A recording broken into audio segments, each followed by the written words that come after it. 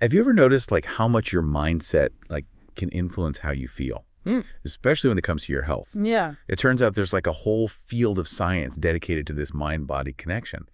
And today we're going to take a deep dive into this fascinating world of the placebo effect. Okay. And here's the kicker. The idea that you can actually tap into this power and become your own placebo. We're going to be exploring this concept using excerpts from Dr. Joe Dispenza's book, You Are the Placebo, Right. and a mind map summary video by Ethan Schwant that we found on YouTube. Buckle up. Yeah. Because we're going to be talking about some incredible real-life stories of people healing themselves. Wow. The science behind how our thoughts can impact our genes. Interesting. And practical techniques you can use to potentially unlock this power for yourself. It's truly remarkable how much our beliefs and expectations can influence our physical reality. Right. The placebo effect really challenges the traditional medical model, where healing is often seen as something that happens to us rather than something we actively participate in. Okay, so let's start by unpacking this whole placebo effect thing. Most people associate it with those sugar pills in clinical trials.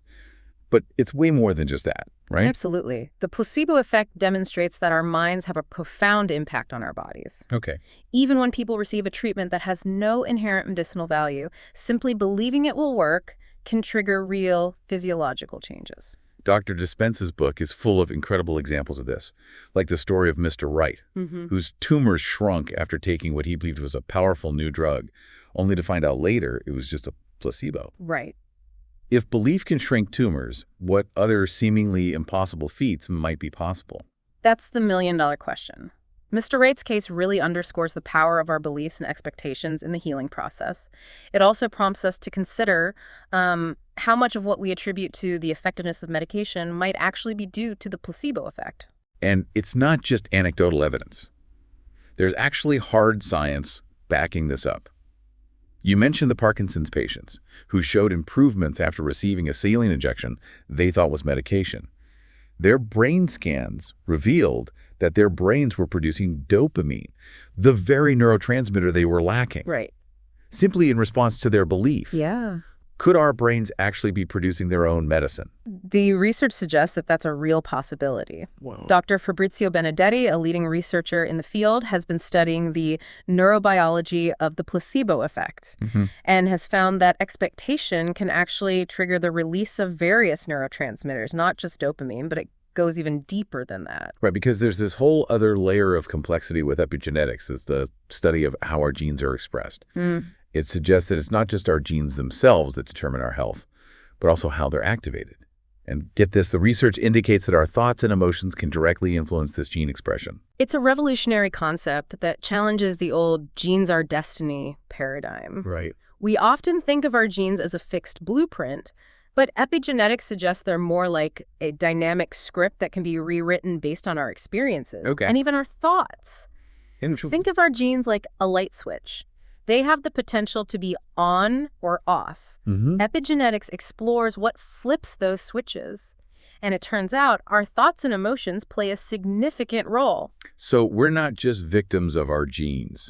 We have the power to influence how they express themselves. That's mind-blowing. It is. There's groundbreaking research by Dean Ornish, for example, showing that men with prostate cancer were able to change the expression of hundreds of genes in just 3 months through comprehensive lifestyle changes. Oh, wow. Including diet, exercise, stress management, and social support.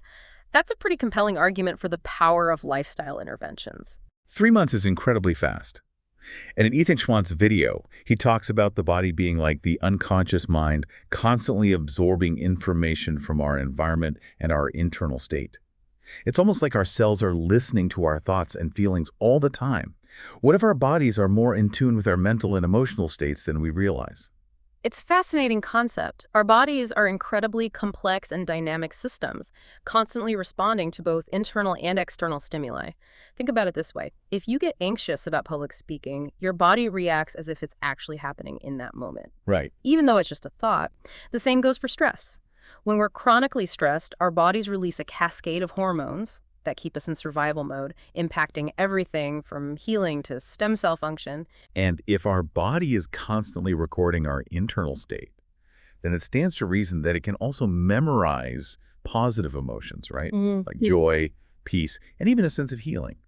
But Dr. Dispenza talks about emotional addiction, Hmm. where our bodies become accustomed to certain negative feelings, almost like an addiction to substances. How do we break free from that? That's where the idea of becoming your own placebo comes into play. If we can learn to shift our thoughts and emotions towards a more positive state, Right. we can potentially reprogram our bodies to experience a different reality. Remember the example of the Cambodian women in Dr. Dispenza's book who experienced psychosomatic blindness after witnessing horrific atrocities during the Khmer Rouge regime? Yeah. That was a powerful example of how deeply our experiences, especially traumatic ones, can impact our physical health. Their vision loss, even though their eyes were physically healthy, really highlights the power of the mind-body connection. But it also raises a chilling question. If trauma can manifest physically, could unresolved emotional issues be contributing to chronic illnesses we haven't fully understood? That's a profound question and one that deserves further exploration. It certainly challenges us to consider the role of our emotional well-being in the overall health equation. Okay, so we've established that our minds have a powerful impact on our bodies.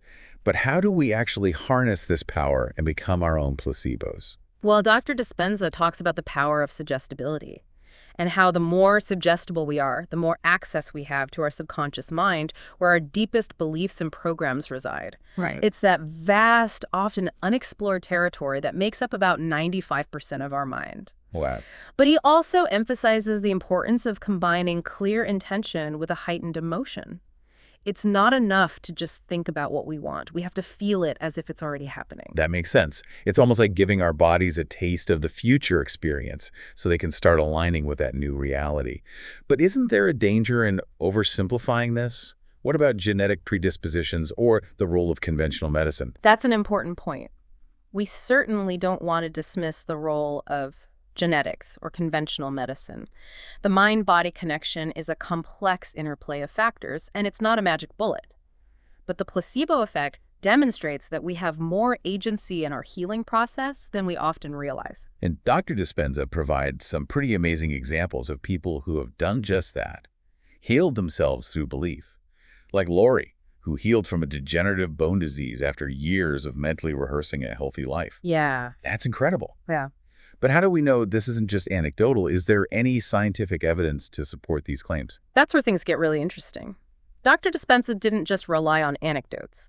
He partnered with neuroscientist Dr. Jeffrey Fannin to conduct research that actually measured the changes happening in the brains of people practicing these techniques. Wait, so you're saying our bodies are basically addicted to our emotions? That's a pretty radical concept. Yeah. But how does that even work on a physiological level? It's a fascinating area of research. Yeah. Dr. Dispenza suggests that repeated exposure to certain emotions, whether positive or negative, can create neural pathways and hormonal patterns that become ingrained in our physiology.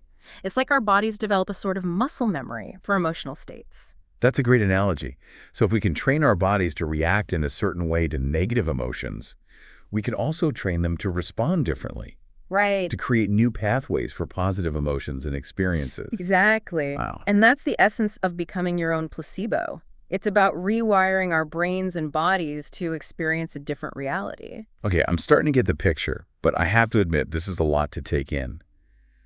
How do we even begin to apply these principles in our own lives? It feels like a huge leap from understanding the concept to actually experiencing the results. You're right. It's not a quick fix, but a journey of self-discovery and transformation. Right. And like any journey, it starts with a single step. The first step, according to Dr. Dispenza, is to unplug from the external environment and familiar routines. It's about breaking free from the constant stimulation that keeps us stuck in our old patterns of thinking and feeling. But isn't unplugging difficult in today's hyper-connected world? How practical is this advice for the average person? It's certainly a challenge, but even small steps can make a big difference. It's not about becoming a hermit or renouncing all technology. It's about consciously choosing to step away from the constant barrage of information and stimulation, to create space for silence, for reflection, for connection with our inner world. Even 5 minutes of meditation a day can have a profound impact on our mental and emotional well-being. So it's about finding that balance between engaging with the world and retreating within. Exactly. And it's about being mindful of the information we're consuming. We have to be discerning about what we're allowing into our minds and hearts. It's like we have to become the gatekeepers of our own consciousness. Precisely. And it's about cultivating practices that support our well-being, whether it's meditation, spending time in nature, or simply taking a few deep breaths throughout the day. It's about nourishing ourselves on all levels: physical, mental, emotional, and spiritual. It's about becoming more aware of our thoughts, our feelings, and our beliefs, and how they're shaping our reality.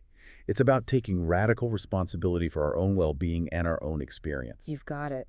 And it's from that place of empowered awareness that we can begin to tap into the incredible potential that lies within each and every one of us. That's a powerful message, and I think we're just scratching the surface here. There's so much more to explore in this fascinating realm of the mind-body connection and the power of belief. We'll dive deeper into the practical steps to becoming your own placebo after a quick break. We left off talking about Dr. Dispenza's research with Dr. Jeffrey Fannin, where they used brain scans to study the effects of these mind-body techniques. And they found some incredible results like increased coherence and decreased hyperactivity in certain areas of the brain. It seems like hard evidence that we can actually rewire our brains. Their research is groundbreaking. It shows that meditation, visualization, and focused intention can create measurable changes in brain activity. They even found evidence of the brain shifting into deeper meditative states, which has been linked to all sorts of benefits, from reduced stress to enhanced creativity. Okay, but brain scans and scientific studies can sometimes feel a little abstract. Can you give us a more concrete example of what this rewiring actually looks like in someone's life? Absolutely. Dr. Dispenza shares the story of Michelle, a woman who suffered from severe anxiety and panic attacks. Her brain scans initially showed a lot of chaotic activity, especially in the amygdala, which is the part of the brain associated with fear and anxiety. After practicing the techniques outlined in the book, her brain scans showed a remarkable shift. The chaotic activity calmed down, and there was increased activity in the prefrontal cortex, which is associated with higher level thinking and emotional regulation. Michelle reported feeling significantly calmer, more centered, and less reactive to stressful situations. That's amazing. It sounds like she was able to retrain her brain to respond differently to stress.